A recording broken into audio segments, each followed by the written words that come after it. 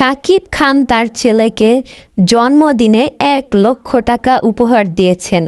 এটা দেখে মা উপবিশ্বাস খুশিতে দিশেহারা। তার দাদা দাদি এমনকি পরিবারের সবাই অনেক বেশি খুশি। একটা হ্যাপি ফ্যামিলি। শাকিব খান নিজেই চেয়েছিল তার ছেলের জন্মদিন যেন তার বাসায় উদযাপিত হয়।